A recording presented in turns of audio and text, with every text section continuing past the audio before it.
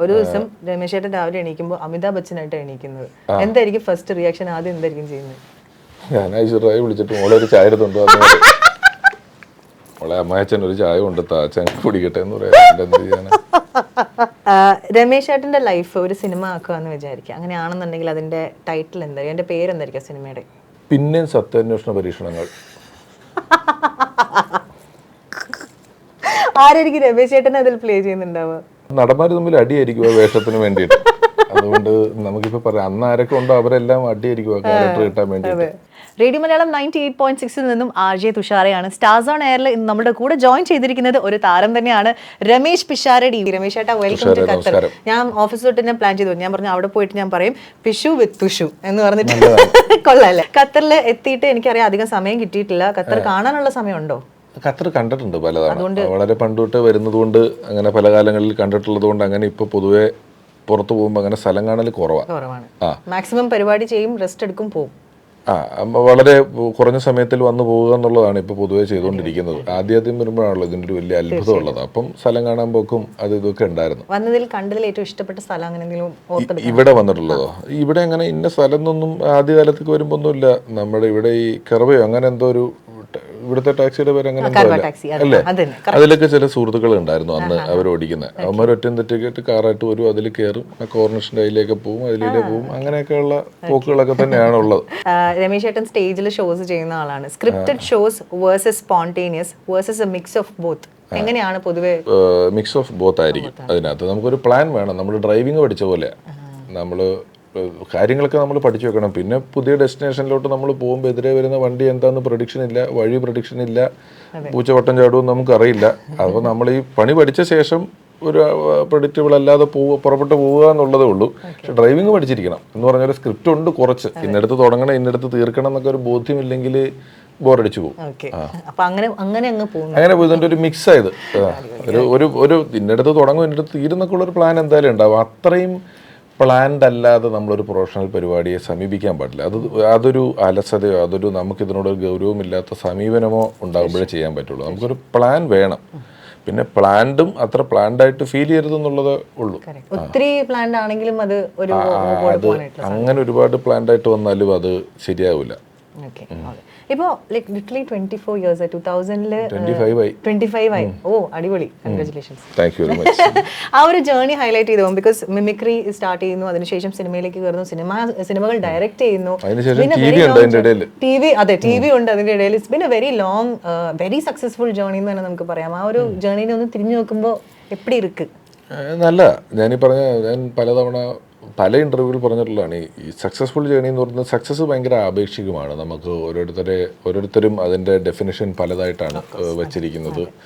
നമ്മൾ താഴേക്ക് നോക്കിയാൽ നമ്മൾ സക്സസ്സും മുകളിലേക്ക് നോക്കിയാൽ നമ്മൾ സക്സസ് അല്ലെന്നൊക്കെ നമുക്ക് വേണേൽ സക്സസ്സുമായി ബന്ധപ്പെട്ട് അങ്ങനെ ചിന്തിക്കാം. പക്ഷെ തിരിഞ്ഞു നോക്കുമ്പോൾ എനിക്ക് ഞാൻ ഡിഗ്രി വിദ്യാഭ്യാസമുള്ള ആളാണ്. അപ്പോൾ ഡിഗ്രി വെച്ചിട്ട് എനിക്ക് നാട്ടിൽ കിട്ടാവുന്ന എന്ത് ജോലി, ബിസിനസ്സല്ല, ജോലിയൊക്കെ വെച്ച് നോക്കിയാലും ഞാൻ വളരെ ഹാപ്പിയാണ്. ഒരു പേപ്പർ എടുത്തിട്ട് നടുക്കൊരു വരയിട്ടിട്ട് ഇടതും വലതും ലാഭം നഷ്ടം 2 കോളം ഉണ്ടാക്കിയാൽ നഷ്ടത്തിൻ്റെ കോളത്തിൽ ഒരുപാടൊന്നും എഴുതാനില്ല എന്നുള്ളത് കൊണ്ട് തന്നെ ഹാപ്പിയാണ്. തിരിഞ്ഞു നോക്കുമ്പോൾ അത്രേ ഉള്ളൂ. ഈ ഹാപ്പിനെസിനെ കുറിച്ച് പറയുമ്പോൾ ഇപ്പോൾ സ്റ്റേജ് ഷോസ് ചെയ്യുന്ന സമയത്ത് ലൈവ് ആയിട്ടുള്ള റിയാക്ഷൻസ് ആണ് കിട്ടാറുള്ളത്. അപ്പോൾ ഇപ്പോൾ രമേശ് പിഷാരടി എന്നൊരു ആർട്ടിസ്റ്റ്, രമേശ് ചേട്ടന് ഒരു ഐ ഫീൽ സോ സാറ്റിസ്ഫൈഡ് എന്ന് പറയുന്ന ഒരു ഷോ, അതിനൊരു ഡെഫിനിഷൻ എങ്ങനെയായിരിക്കും? അത് നമുക്ക് കഴിഞ്ഞിട്ട് ധൈര്യമായിട്ട് ആൾക്കാരുടെ ഇടയിൽ കൂടെ പോകാൻ പറ്റുന്നിടത്താണ്. മറ്റേത് വേറെ വഴിയിൽ കൂടെ ആരും കാണാതെ ഓടും, നമ്മൾ രക്ഷയില്ലെന്നില്ലെങ്കിൽ. മറ്റേത് കഴിഞ്ഞ് കഴിയുമ്പോൾ ധൈര്യമായിട്ട് നമുക്ക് പോകാമല്ലോ. പിന്നെയും ഇതൊക്കെ നമ്മളൊരു 10 കൊല്ലം 15 കൊല്ലം മുമ്പുള്ള പോലെ ഒരു ഷോ കണ്ടു കഴിഞ്ഞിട്ട് അത്രയും അത്ഭുതം, വളരെ ഗംഭീരമായിരുന്നു, ഇങ്ങനൊരു ഷോ നമ്മൾ കണ്ടിട്ടില്ലെന്നുള്ളൊരു റിയാക്ഷൻ ഇനി നമ്മൾ പ്രതീക്ഷിക്കേണ്ട. ആൾക്കാർ ഇതിനോടൊക്കെ വളരെ എക്സ്പോസ്ഡ് ആണ്, കാണുന്നു. അതങ്ങനെ അത് മൊത്തത്തിൽ കേട്ടോ, ഞാൻ ഷോയോടും നല്ല പറയുന്നത്. നല്ലൊരു സദ്യ കഴിച്ച് കഴിഞ്ഞ് പോകുന്ന ഒരാൾ എങ്ങനെയുണ്ട്? കുഴപ്പമില്ലായിരുന്നു. ഷോ എങ്ങനെയുണ്ട്? കുഴപ്പമില്ലായിരുന്നു. പരീക്ഷ എങ്ങനെ ഉണ്ടായിരുന്നു? കുഴപ്പമില്ല. ഈ ഷർട്ട് എങ്ങനെയുണ്ട്? കുഴപ്പമില്ല. അപ്പം കുഴപ്പമില്ല ഈസ് ഗുഡ്. അങ്ങനെ മോശമാണെങ്കിൽ പറയും. നല്ലതായിരുന്നു എന്ന് പറയാൻ വലിയ പാടാണ് പലതും. ആ വാക്ക് നമ്മുടെ കയ്യിൽ നിന്ന് ചെറുതായിട്ട് പോയി. നല്ലതുകളെല്ലാം കുഴപ്പമില്ലായ്മയും മോശമെല്ലാം വളരെ മോശവും ആയിട്ടിരിക്കുകയാണ്. അങ്ങനെ ആൾക്കാർക്ക് ജഡ്ജ് ചെയ്യാനായിട്ടുള്ള ഒരു കേപ്പബിലിറ്റിയിലേക്ക് അവർ എത്തിക്കഴിഞ്ഞാൽ അത് ജഡ്ജിയാണ് ചെയ്യുന്നത്. ശരിക്ക് എൻജോയ് ചെയ്യുക എന്ന് പറയുന്നതും ജഡ്ജ് ചെയ്യുക എന്ന് പറയുന്നതും രണ്ട് സാധനമാണ്. നമ്മൾ പൊതുവേ ഇപ്പം ജഡ്ജ്മെന്റിലാണ് കൂടുതൽ. എൻജോയ് ചെയ്യുന്നത് വളരെ നിരുപാധികമാണ്. ഇത് നമ്മൾ പുറത്തൊക്കെ പോയാൽ ഒരു ബ്രേക്ക്ഫാസ്റ്റ് കൊണ്ട് തന്നാൽ പോലും എൻജോയ് യുവർ ഫുഡ് എന്നേ പറയുള്ളൂ. നമ്മൾ കുറച്ചുകൂടെ ജഡ്ജ്മെന്റിലാണ് എല്ലാ സാധനവും. നമ്മളൊരു 10 രൂപ കൊടുത്തൊരു സിനിമയ്ക്ക് കയറിയാൽ ഓരോ മിനിറ്റ് കഴിയുമ്പോൾ 1 രൂപ മുതലായി 2 രൂപ മുതലായി അങ്ങനെ നമ്മൾ വളരെ ജഡ്ജ്മെന്റലായിട്ടിരിക്കുന്നതുകൊണ്ട് കുറച്ച് കുറവാണ്. പിന്നെ കയ്യടി ക്ലാസ്സിലൊക്കെ നമ്മളിത് എല്ലാവരും പലരും ഈ കാണുന്നതിന് പോലെ ഇത് ഷൂട്ട് ചെയ്തുകൊണ്ടിരിക്കുകയായിരിക്കും, ലൈവ് ഇട്ടുകൊണ്ടിരിക്കുകയായിരിക്കും, അങ്ങനെയൊക്കെ ഉണ്ട്. ഞാൻ അതുകൊണ്ടാണ് പറഞ്ഞത് ഇതൊന്നും നമ്മൾ വലിയ കുറ്റമായിട്ടോ കുറവായിട്ടോ ഒന്നുമല്ല പറയുന്നത്, അതിനോട് പൊരുത്തപ്പെട്ടിരിക്കാനേ നമുക്ക് പറ്റുള്ളൂ. അത് പറയുന്ന സമയത്ത് എനിക്കൊന്നിപ്പം കോമഡി എന്ന് പറയുന്നത് ഭയങ്കര ഒരു ഡിഫിക്കൽട്ട് ടഫായിട്ടുള്ള ഒരു ജോണറാണ്. കാരണം ആൾക്കാരെ ചിരിപ്പിക്കുക എന്ന് പറഞ്ഞാൽ ഇപ്പോൾ രമേശൻ പറഞ്ഞ പോലെ തന്നെ ഇപ്പം എസ്പെഷ്യലി ആൾക്കാർ ഭയങ്കര ജഡ്ജ്മെന്റലായി തുടങ്ങിയ ഒരു സിറ്റുവേഷൻ. അത് ചിരി എന്ന് പറയുന്നത് മാത്രം ഒരു വികാരമാണ്. ചിരി വരണം. നമുക്ക് ഡാൻസ് വരൂല, പാട്ട് വരൂല. ഡാൻസും പാട്ടും ചിരിയും കൂടെ ആണല്ലോ പൊതുവെ നമ്മൾ സ്റ്റേജിൽ അവതരിപ്പിക്കുന്ന ഇനങ്ങൾ പ്രധാനമായിട്ട് പറയുന്നത്. അതിൽ ഏതെങ്കിലും ഒരാൾ എനിക്ക് അയ്യോ അത് കണ്ടിട്ട് എനിക്ക് ഡാൻസ് വന്നു കേട്ടോ, എനിക്ക് പാട്ട് വന്നു കേട്ടോ എന്നൊന്നും, പക്ഷെ ചിരി വരണം. എന്നാൽ ഉണ്ടാക്കി ഡാൻസ് നമുക്ക് ഉണ്ടാക്കി ചെയ്യാൻ പറ്റും, പാട്ട് നമുക്ക് ഉണ്ടാക്കി ചെയ്യാൻ പറ്റും, ചിരി ഉണ്ടാക്കി ചിരിക്കാൻ പറ്റൂല. ഇത് വരിക തന്നെ ചെയ്യണം, സ്വാഭാവികമായ ചിരി വരണം. അതുകൊണ്ടാണ് ഒരു ഗാനമേള നടക്കുമ്പോൾ അവിടെ ഉള്ള ആളുകളെല്ലാം എണീറ്റ് ഡാൻസ് കളിക്കുന്നുണ്ടെങ്കിൽ അത് അവർ ബോധപൂർവം ചെയ്യുന്ന ഡാൻസാണ്. പാട്ട് കേൾക്കുമ്പോൾ ആൾക്കാർ ഇപ്പോൾ താളം പിടിക്കുന്ന ആസ്വദിക്കുന്നുണ്ടെങ്കിൽ അവരത് ബോധപൂർവം ചെയ്യുന്നതാണ്. ചിരി ബോധപൂർവം നമുക്ക് ചിരിച്ചേക്കാം എന്ന് കരുതി എല്ലാവരും കൂടെ ഒരു ഡാൻസ് പാളിക്കാൻ പറ്റുന്ന ഒരു പാട്ടിന് ഒരു 10 പേര് എണീറ്റ് ഫ്രണ്ടിൽ വന്ന് ഡാൻസ് കളിക്കുന്നത് പോലെ ഒരു 10 മിനിറ്റ് എണീറ്റ് നിന്ന് ഫ്രണ്ടിൽ വന്ന് ചിരിച്ചു തരൂല്ല ഒരിക്കലും. അത് വരിക തന്നെ ചെയ്യണം. അങ്ങനെ ഇപ്പോൾ ഷോസിന് പോകുമ്പോൾ എപ്പോഴേലും പാളിയ മൊമെന്റ്സ് ഉണ്ടായിട്ടുണ്ടോ? ഇല്ലാതില്ല.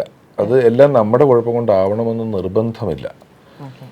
അങ്ങനെ ഉണ്ടല്ലോ, നമുക്ക് ഷോ പാളാൻ മഴ പെയ്താൽ മതി, ജനറേറ്റർ കേടായാൽ പോയാൽ മതി, സൗണ്ട് സിസ്റ്റം പോയാൽ മതി, ഓഡിറ്റോറിയത്തിന് എക്കോ ഉണ്ടായാൽ മതി, അങ്ങനെ പല കാരണങ്ങളുണ്ട്. അപ്പോൾ എല്ലാം കൊണ്ടും നമ്മുടെ കുഴപ്പം കൊണ്ട് തന്നെ ആവണമെന്നില്ല. പിന്നെ ചില ഷോകൾ ഇന്ന് വളരെ സക്സസ് ആയിട്ട് ചെയ്ത അതേ ഷോ, അതേ ഐറ്റം, അതേ കാര്യങ്ങൾ അതേപോലെ നാളെ പാളി പോയിക്കൊണ്ടിരിക്കുക. അതിനൊന്നും അങ്ങനെ ഒരു കാരണം ഇന്ന കാരണം കൊണ്ട് പാളി എന്നൊന്നും പറയാൻ പറ്റില്ല. ബാക്കി ഒരു വലിയ പാളൽ അടിമുടി നശിച്ചു പോയിട്ടില്ല ഇതുവരെ. അതേപോലെ ഇപ്പം നമ്മൾ ഇപ്പം എന്താ പറയുക, സിനിമയിൽ ചേഞ്ചസ് വന്നു, അല്ലെങ്കിൽ മിമിക്രിയുടെ ഒരു മേഖല തന്നെ എടുക്കാം, കുറേ അധികം ചേഞ്ചസ് വന്നിട്ടുണ്ട്. ഇപ്പോൾ കൂടുതലും എക്സ്പോഷർ ഉണ്ട്, സ്റ്റാൻഡപ്പ് കോമഡി ഒക്കെ ആളുകൾ അക്സെപ്റ്റ് ചെയ്ത് തുടങ്ങിയ ഒരു കാലത്തിലേക്ക് കൂടിയാണ് നമ്മൾ വന്നിട്ടുള്ളത്. അപ്പം ലോട്ട് ഓഫ് ചേഞ്ചസ് വരുന്നതിനിടയ്ക്കും കോമ്പറ്റീഷൻ ഭയങ്കര ഡിഫിക്കൽട്ടാണ് അല്ലേ? അപ്പോൾ ഇപ്പോൾ യങ്സ്റ്റേഴ്സ് ഇപ്പം മിമിക്രിയിലേക്ക് അല്ലെങ്കിൽ ഈ ഒരു ഫീൽഡിലേക്ക് കയറാൻ, സ്റ്റാൻഡപ്പ് കോമഡിയിലേക്കൊക്കെ കയറാൻ ആഗ്രഹിക്കുന്ന യങ്സ്റ്റേഴ്സിൻ്റെ അടുത്ത് രമേശ് ചേട്ടന് പറയാനുള്ള എന്തെങ്കിലും പീസ് ഓഫ് അഡ്വൈസ് ഉണ്ടോ? ഇല്ല, അത് ഞാൻ പറയുന്ന അഡ്വൈസ് അവർക്ക് അത്ര ഉപകാരത്തിൽ വരണം നിർബന്ധമില്ല. അവരെല്ലാം അവരുടേതായ വഴികളിലാണ്. കാരണം അഡ്വൈസ് ചെയ്യണമെങ്കിൽ ഇതിന് വളരെ ശാസ്ത്രീയമായ അടിത്തറ വേണം, ടെക്നിക്കലായിട്ട് വേണം. ഇപ്പോൾ ഒരു തിരുവാതിര ജഡ്ജ് ചെയ്യാൻ വരുന്ന ഒരു യുവജനോത്സവത്തിൽ അവർക്ക് അറിയാം ഇന്ന ഡ്രസ്സ് ഇടണം, ദശപുഷ്പം ചൂടണം, അല്ലെങ്കിൽ മോഹിനിയാട്ടം ജഡ്ജ് ചെയ്യുന്നതിന് വളരെ ശാസ്ത്രീയമായി എഴുതി വെച്ച നിയമങ്ങളോട് ഏറ്റവും അടുത്ത് നിൽക്കുന്നതിനാണ് ഫസ്റ്റ് കിട്ടുക. പക്ഷെ മിമിക്രി കോമ്പറ്റീഷൻ അവിടുത്തെ ഓഡിയൻസ് ജഡ്ജ് ചെയ്തിട്ടുണ്ടാവും. 50 പേര് കഴിയുമ്പോൾ ഇവന് ഫസ്റ്റ് കിട്ടുമെന്ന് അവിടുത്തെ ഓഡിയൻസ് പറഞ്ഞ് അവനെ കിട്ടുള്ളൂ. ജഡ്ജിന് പ്രത്യേകിച്ച് ജോലിയൊന്നുമില്ല. ഇത് അത്രയും നമുക്ക് മനസ്സിലാക്കാവുന്ന കാര്യങ്ങളാണ്. അപ്പം ഇതിലെന്തെങ്കിലും എനിക്കൊരു പുതിയ ആൾക്കാരോട് വളരെ കൃത്യമായിട്ട് നിന്ന പോലെ ചെയ്താൽ ഇന്ന പോലെ വരുന്നൊന്നും പറഞ്ഞ് ഉപദേശിക്കാവുന്ന അവസ്ഥകൾ അതിനകത്തില്ല. ഉപദേശിക്കാവുന്നത് നമ്മൾ പരമാവധി ഈ നമ്മുടെ ഒരു ലോഞ്ചിവിറ്റിക്കകത്ത് നമ്മൾ യൂസർ ഫ്രണ്ട്ലി ആയിരിക്കുക എന്നുള്ളതും കൂടെ ഉണ്ട്. പണ്ട് അവനെ വിളിച്ചാൽ ഇത് ചെയ്യും, അവനെ വിളിച്ചാൽ ഇത് ചെയ്യും, ഇന്ന കാര്യങ്ങൾ ചെയ്യും, അതുകൊണ്ട് അവനെ വിളിക്കാം എന്ന് പറഞ്ഞെടുത്ത് ഇപ്പം നമുക്ക് അവനെ വിളിച്ചാൽ ഇത് ചെയ്യൂല, ഇന്നത് ചെയ്യൂല എന്നൊരു ഓപ്ഷനും കൂടെയുണ്ട്. അവനെ വിളിച്ചാൽ വൃത്തിയോട് പറയില്ല, അവനെ വിളിച്ചാൽ സമയത്ത് സ്റ്റേജിൽ വരും, അല്ലെങ്കിൽ അവൻ സ്റ്റേജിൽ കള്ളു കുടിച്ച് വഴക്കുണ്ടാക്കൂല എന്നൊക്കെ പറയുന്ന വേറൊരു സ്ഥലമുണ്ടല്ലോ ഇതിൻ്റെ. അപ്പോൾ നമ്മൾ ഇന്ന കാര്യങ്ങൾ ചെയ്യുന്നു പറയുന്ന പോലെ തന്നെ ഇന്ന കാര്യങ്ങൾ അവൻ ചെയ്യില്ല, അതുകൊണ്ട് അവനെ നമുക്ക് വിളിക്കാമെന്നും കൂടി പറയുന്ന ഒരു അവസ്ഥ ഉണ്ടെന്ന് ഓർത്താൽ നല്ലതാണ്. ഇങ്ങനെ ഒരു സ്പേസ് ഇപ്പോൾ ഒരു 10-15 വർഷം മുമ്പ് ഇങ്ങനത്തെ ഒരു സ്പേസ് ഇല്ലായിരുന്നു, ഡിജിറ്റൽ സ്പേസ് ഇല്ലായിരുന്നു. ഇപ്പോൾ ഇറ്റ്സ് സച്ച് എ ബെനിഫിറ്റ് അല്ലേ ശരിക്കും? What do you have to say about that? Digital space നമ്മളൊരു ട്രൂപ്പിൽ പണ്ട് ചെയ്യുമ്പോൾ നമ്മളൊരു പ്രോഗ്രാം ഒരു ഉത്സവപ്പറമ്പിൽ 5000 പേര് വരുന്നു എന്ന് വിചാരിക്കുക. എല്ലാ ഉത്സവപ്പറമ്പിലും 5000 ഇല്ല, പക്ഷേ ഓഡിറ്റോറിയം പരിപാടികൾ അന്ന് കുറവാണ്, എല്ലാം ഓപ്പൺ എയറിലാണ് നടക്കുന്നത്. അപ്പോൾ 5000 പേര് ഉത്സവപ്പറമ്പിൽ വരുമെങ്കിലും നമ്മളൊരു 100 ഷോ ഒക്കെ ചെയ്താൽ 5 ലക്ഷം പേരൊക്കെയല്ലേ ആകുന്നുള്ളൂ ഇത് കാണുന്നത്. ഇപ്പം തിരക്കിടില്ലാത്തൊരു സാധനം വൈറലായാൽ അതൊരു 50 ലക്ഷം പേര് കാണും. ഏറ്റവും എളുപ്പത്തിൽ 50 ലക്ഷം പേര് മിനിമം. അതിൻ്റെ ഒരു റീച്ച് അത്ര വലുതാണ്. നമ്മുടെ നാട്ടിലൊരു 100 സ്റ്റേജ് 500 സ്റ്റേജ് ചെയ്താൽ പോലും നമുക്ക് വിദേശത്തുള്ള ഒരാൾ പോലും നമ്മളെ കണ്ടിട്ടുണ്ടാവില്ല. അതിന് സാറ്റലൈറ്റ് ചാനലിലോ നമ്മളൊരു വീഡിയോ കാസറ്റിലോ വന്ന് ആ കാസറ്റ് ഗൾഫിൽ വന്ന് ഹിറ്റായി അത് കണ്ട് ഇവനെ അന്വേഷിച്ച് അതും നേരിട്ട് നമ്മളെ ആക്സസ് ചെയ്യാൻ പറ്റില്ല. ഇവിടുന്ന് ഏതെങ്കിലും ഒരാൾ അവിടെ വന്ന് എല്ലാവരെയും കോർഡിനേറ്റ് ചെയ്ത് നമുക്ക് ഒരു 1 പോയിന്റ് കോൺടാക്റ്റേ ഉണ്ടാവുള്ളൂ. ഇപ്പം അങ്ങനെയല്ല, മൊബൈൽ നമ്പർ തപ്പിയൊക്കെ കിട്ടും. അവൻ്റെ ഇൻസ്റ്റാഗ്രാമിൽ ചെന്നാൽ അവൻ്റെ നമ്പർ ഇട്ട് ടക്ക് നോക്കി വിളിച്ച് വരാനും പോകാനും ഒക്കെ പറ്റും. അതെല്ലാം നിങ്ങൾ പറഞ്ഞ പോലെ സൗകര്യങ്ങൾക്കനുസരിച്ച് കോമ്പറ്റീഷൻ കൂടിയിട്ടുണ്ട്. ഇപ്പോൾ രമേശ് ചേട്ടനൊക്കെ മിമിക്രി പ്രാക്ടീസ് ചെയ്യുന്ന സമയത്ത് നമ്മൾ ഈ പറഞ്ഞിട്ടുള്ള ടേപ്പ് റെക്കോർഡിൽ റെക്കോർഡ് ചെയ്ത സൗണ്ട് അങ്ങനെ തന്നെയായിരുന്നോ? അങ്ങനെ ചെയ്തിട്ടുണ്ട്. പിന്നെ ആൾക്കാരുടെ അടുത്ത് നമ്മൾ ചെയ്ത് കേൾപ്പിക്കാൻ പിന്നെ ഈ ലെവലിലുള്ള പെർഫെക്ഷൻ ഒന്നും ആവശ്യമില്ലായിരുന്നു. നമ്മൾ ചെയ്തതൊക്കെ ഇപ്പോൾ പണ്ടത്തെ കാസറ്റൊക്കെ അല്ലെ പണ്ടത്തെ വീഡിയോ ഒക്കെ കാണുമ്പോൾ നമുക്കറിയാം നമ്മൾ ചെയ്തതൊന്നും അത്ര പെർഫെക്റ്റ് ഒന്നും ആയിരുന്നില്ല എന്നുള്ളത്. പക്ഷെ ആളുകൾക്ക് അതിൻ്റെ അത്രയും അറിയാത്തത് കൊണ്ട് അത് ഓക്കെ എന്ന് പറഞ്ഞ് വിട്ടിട്ടുണ്ടെന്നുള്ളതാണ്. നിരവധി ആർട്ടിസ്റ്റുകളുടെ കൂടെ കൊളാബറേറ്റ് ചെയ്തിട്ടുണ്ട്, വർക്ക് ചെയ്തിട്ടുണ്ട്. ഇവരിൽ ഏറ്റവും കൂടുതൽ ഞെട്ടിച്ച അല്ലെങ്കിൽ ഈ പറഞ്ഞ പോലെ രമേശ് ചേട്ടൻ അല്ലെങ്കിൽ ലുക്കപ്പ് ചെയ്തിട്ടുള്ള മറ്റ് ആർട്ടിസ്റ്റുകൾ പേരെടുത്ത് പറയാൻ പറ്റുവാണെന്നുണ്ടെങ്കിൽ ഇപ്പം മിമിക്രി പഠിക്കുന്ന സമയത്താണെങ്കിലും മിമിക്രി പഠിക്കുന്ന സമയത്തോട്ട് പോവാം. ആ സമയത്ത് ഇപ്പം ഇന്ന ഒരാളുടെ വർക്ക് നമുക്ക് മുന്നിൽ ആൾക്കാരുണ്ടല്ലോ, നമ്മൾ അതങ്ങനെ ഇന്ന ഒരാളെന്നല്ല, നമ്മൾ പലരുടെ നിന്ന് പലതെടുത്തിട്ടാണ് ഒന്നാക്കി വെക്കുന്നത്. അത് അങ്ങനെ പറ്റുള്ളൂ. നമ്മുടെ മുന്നിൽ നടന്ന ആൾക്കാരുടെ കുഴപ്പങ്ങളെ റിഫൈൻ ചെയ്ത് നമ്മൾ ചെയ്യുന്നു, നമ്മുടെ കുഴപ്പങ്ങളെ റിഫൈൻ ചെയ്ത് അടുത്ത ആൾ ചെയ്യുന്നു. അങ്ങനെ തന്നെ വരുന്നത്. അത് ഏതെങ്കിലും ഒരാൾ ഇന്നയാളെ കണ്ട് ഞാൻ ഇതുപോലെ ചെയ്തു എന്ന് പറയാൻ പറ്റില്ല. ഒരുപാട് പേര് ആ സമയത്ത് അവർക്ക് ലഭ്യമായ മീഡിയംസ് വെച്ചിട്ടും അവർക്ക് ലഭ്യമായ അവസരങ്ങൾ വെച്ചിട്ടും അവരത് ചെയ്തിട്ടുണ്ട്. അതിന് കുറച്ചുകൂടെ നമ്മൾ ചെയ്തിട്ടുണ്ട്. അങ്ങനെ വരുന്നുള്ളൂ. എനിക്ക് ഒരാളെ പറയാൻ ബുദ്ധിമുട്ടായിരിക്കും. ഇപ്പം നമ്മൾ ആസ് ഒരു ഹ്യൂമൻ ബീങ് നമുക്ക് കുറേ ഇമോഷൻസിലൂടെ നമ്മൾ പോകുന്ന സമയങ്ങളുണ്ട്. പക്ഷെ നമ്മൾ സ്റ്റേജിൽ കയറുമ്പോൾ അതൊക്കെ മറന്ന് നമ്മൾ ആ സിനിമയിൽ പറയുന്ന പോലെ കോമാളികൾക്ക് അറിയാൻ പാടില്ല എന്നുള്ളതൊക്കെ തന്നെയാണ് ഞങ്ങളുടെയും നിങ്ങളുടെയും പ്രൊഫഷൻ്റെ ഒക്കെ ഒരു ഹൗ ഡു യു ഹാൻഡിൽ അങ്ങനത്തെ ഒരു സിറ്റുവേഷൻ സ്റ്റേജിൽ കയറുമ്പോൾ? അത് ഹാൻഡിൽ ചെയ്തേ പറ്റുള്ളൂ. നമുക്ക് വേറെ വഴികളൊന്നുമില്ല. അത് ഒരു നാട്ടിലൊരു ഉത്സവം എന്നൊക്കെ പറയുന്നത് അവരുടെ ഒരു കൊല്ലത്തെ പരിപാടിയായിരിക്കും. അപ്പോൾ അവരെ സംബന്ധിച്ച് അതൊരു ചിലപ്പോൾ ഇപ്പം മണിച്ചേട്ടൻ മരിച്ച ദിവസം ഞാൻ തിരുവനന്തപുരത്തൊരു പ്രോഗ്രാമിന് കയറാൻ നിൽക്കുന്നതിന് 10 മിനിറ്റ് മുമ്പാണ് മണിച്ചേട്ടൻ മരിച്ചു എന്നുള്ള വാർത്ത കേൾക്കുന്നത്. അത് ആ നാട്ടുകാർ പറഞ്ഞു. അവർ തുടങ്ങുമ്പോൾ 1 മിനിറ്റ് ഒരു അനുശോചന യോഗം കഴിഞ്ഞാൽ പിന്നീട് അവർക്കത് പെട്ടെന്ന് ഡാൻസിലേക്ക് പോകാൻ പറ്റും. അല്ലെങ്കിൽ നമ്മുടെ ആരെങ്കിലും ആശുപത്രി കിടക്കുകയാണെങ്കിലോ നമുക്ക് പറ്റിയിട്ടുണ്ടെങ്കിലോ. എനിക്ക് USA പരിപാടിക്ക് പോയിട്ട് നല്ല ചിക്കൻ പോക്സ് വന്ന് നല്ല പനിയായിട്ട് നിൽക്കുമ്പോഴും കമ്മിറ്റിക്കാൻ പറ്റുമോ വരാൻ എന്ന് ഇവർ ചോദിക്കും. കാരണം ഇവരൊരു 3 മാസം ഉറക്കം നിന്ന് പരിപാടിയൊക്കെ ചെയ്തിട്ട് എനിക്ക് എൻ്റെ ചിക്കൻ പോക്സിൻ്റെ ഓരോ പാടിലും മേക്കപ്പ് ചെയ്ത് തണുപ്പ് കൂടിയിട്ടിട്ട് ഞാൻ സ്റ്റേജിൽ നിന്ന് ചെയ്തിട്ടുണ്ട്. ലൈറ്റൊക്കെ കുറച്ച് വെച്ച് ചെയ്തിട്ട് വന്നിട്ടുണ്ട്. അപ്പോൾ അതവർ ചോദിക്കും. അതിൽ നമ്മുടെ വ്യക്തിപരമായ കാര്യങ്ങൾക്ക് അവിടെ ഒരു വലിയ പ്രസക്തിയില്ല. നമ്മൾ പോയില്ലെങ്കിൽ അത് നമ്മുടെ ഫിസിക്കൽ പ്രസൻസിനാണ് നമ്മൾ വാല്യൂ ഇട്ടിരിക്കുന്നതും നമ്മളെ അവർ വിളിച്ചിരിക്കുന്നതും ചെയ്യുന്നതും. അതില്ല എന്ന് പറഞ്ഞാൽ ഒന്ന് നമ്മുടെ ഒരു പേഴ്സണൽ പ്രശ്നം. ഇപ്പം ചിലപ്പോൾ ടി വിയിലൊക്കെ വരും. അന്ന് ഈ കമ്മിറ്റിക്കാർ നുണ പറഞ്ഞാൽ നാട്ടുകാർ വിചാരിക്കും അവൻ ആശുപത്രിയില്ല അതുകൊണ്ട് വന്നില്ല എന്ന് വിളിച്ചു പറഞ്ഞാലും അത് കമ്മിറ്റിക്കാർ ഒരുപാട് പേരോട് ഉത്തരം പറയേണ്ടി വരും. അപ്പം നമ്മൾ പോയി തല കാണിച്ചിട്ട് നമ്മൾ തന്നെ പറ്റൂലെന്നെങ്കിലും പറയേണ്ട അവസ്ഥ. ഇപ്പൊ വീഡിയോ ഒക്കെ എടുത്തിടാം. മൊബൈലിലൊക്കെ ആൾക്കാർ വീഡിയോ കോളിലൊക്കെ ഒന്ന് പനിയാന്നൊക്കെ പറഞ്ഞ് ഞാൻ കണ്ടിട്ടുണ്ട്. പക്ഷെ നമ്മൾ പോയേ പറ്റുള്ളൂ. അത് ഹൗ ഡു യു ഹാൻഡിൽ എന്ന് വെച്ചാൽ നമ്മൾ പോയേ പറ്റുള്ളൂ. അതിൽ വേറെ ഉപാധികളൊന്നുമില്ല. സിനിമയിലേക്ക് വരാം. ഈ പറഞ്ഞ പോലെ തന്നെ അടുത്ത വർക്ക് ചെയ്തുകൊണ്ടിരിക്കുന്ന പ്രോജക്റ്റുകൾ അല്ലെങ്കിൽ എന്നാണ് യുവർ നെക്സ്റ്റ് ഡയറക്ടോറിയൽ? അത് അടുത്ത കൊല്ലം ഉണ്ടാവുമെന്ന് വിചാരിക്കുന്നു. ആദ്യത്തെ പടം കഴിഞ്ഞപ്പോൾ വെള്ളപ്പൊക്കവും, രണ്ടാമത്തെ പടം കഴിഞ്ഞപ്പം കോവിഡും ഒക്കെ വന്നിട്ട് നമ്മുടെ ഫീൽഡ് ഒന്ന് ആടി. അപ്പം ഞാൻ എനിക്കൊരു 20 വർഷത്തെ എക്സ്പീരിയൻസ് ഉണ്ട്. അവിടെ ഞാൻ വീണ്ടും തുടക്കക്കാരനാണ്. അപ്പോൾ എക്സ്പീരിയൻസ് ഉള്ള സ്ഥലത്ത് നിൽക്കാമെന്നാണ് വിചാരിച്ചത്. രമേശ് ചേട്ടാ, ഫിനിഷ് ചെയ്യുന്നതിന് മുമ്പ് ജസ്റ്റ് ഒരു ചെറിയൊരു റാപ്പിഡ് ഫയറും കൂടി ഉണ്ട്. ഓക്കെയാണോ? ചോദിച്ചു. എനിക്ക് കുഴപ്പമൊന്നുമില്ല. പറ്റുന്നതാണ് പറയാം. എന്തായാലും ഇരുന്നില്ലേ?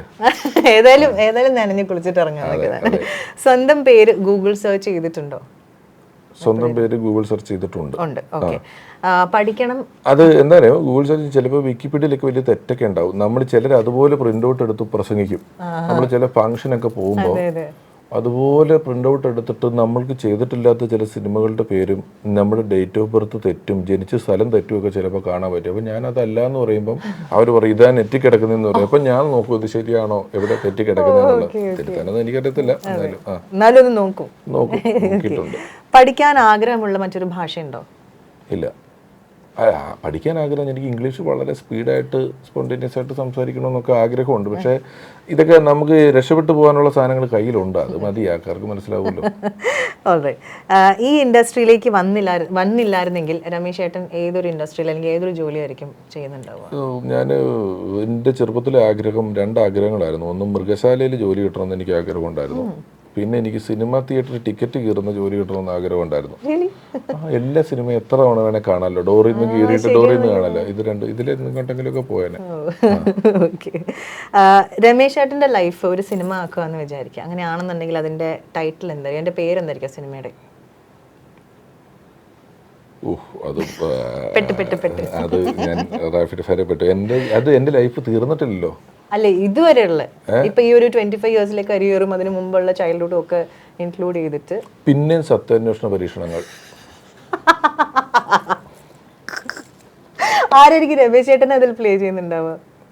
അത് അത് നടന്മാർ തമ്മിൽ അടിയായിരിക്കും ആ വേഷത്തിന് വേണ്ടിയിട്ട്. അതുകൊണ്ട് നമുക്കിപ്പോ പറയാം, അന്ന് ആരൊക്കെ ഉണ്ടോ അവരെല്ലാം അടിയായിരിക്കും ആ ക്യാരക്ടർ കിട്ടാൻ വേണ്ടിയിട്ട്. അതുകൊണ്ട് അത് ഞാൻ തന്നെ ഏറ്റെടുക്കുമെന്നൊക്കെ. ഞാൻ ജീവിച്ചിരിക്കുമ്പോ തന്നെ ഈ പടം വരുന്നുണ്ടോ? അയ്യോ, അതെനിക്കറിയത്തില്ല. അങ്ങനെയാണെങ്കിൽ ഞാൻ തന്നെ ചെയ്യേണ്ടി വരും. ജീവിച്ചിരിക്കുമ്പോ വരാൻ സാധ്യതയില്ല. ഓക്കെ, രമേശ് ചേട്ടന് ഒരു സൂപ്പർ പവർ ഉണ്ടായിരുന്നെങ്കിൽ എന്ത് വേണം എന്നാണ് ആഗ്രഹം? സൂപ്പർ പവർ ഉണ്ടായിരുന്നെങ്കിൽ എനിക്ക് രൂപം മാറാനുള്ള കഴിവുകളുണ്ടായാൽ മതിയായിരുന്നു. ഓക്കെ, രൂപം മാറി ഞാൻ വല്ല ഈച്ചയോ പണ്ടോ ഒക്കെ ആയിട്ടൊക്കെ എവിടെയെങ്കിലും പോയി ഇരിക്കും, അത്രേ ഉള്ളൂ. അടുത്ത ചോദ്യം രൂപം മാറുന്നതിനെ കുറിച്ചാ. ഒരു ദിവസം രമേശ് ചേട്ടൻ രാവിലെ എണീക്കുമ്പോൾ അമിതാഭ് ബച്ചനായിട്ട് എണീക്കുന്നത്, എന്തായിരിക്കും ഫസ്റ്റ് റിയാക്ഷൻ? ആദ്യം എന്തായിരിക്കും ചെയ്യുന്നത്? ഞാൻ ഐശ്വര്യായി വിളിച്ചിട്ട് മോളെ ഒരു ചായ എടുത്തുണ്ടോ, മോളെ അമ്മായച്ചൻ ഒരു ചായ കൊണ്ട് താച്ചൻ കുടിക്കട്ടെ എന്ന് പറയാം. എന്ത് ചെയ്യാനാ. Thank you so much Ramesh ചേട്ടാ. Thank you very much. Thank you so much Ramesh ചേട്ടാ. Thank U.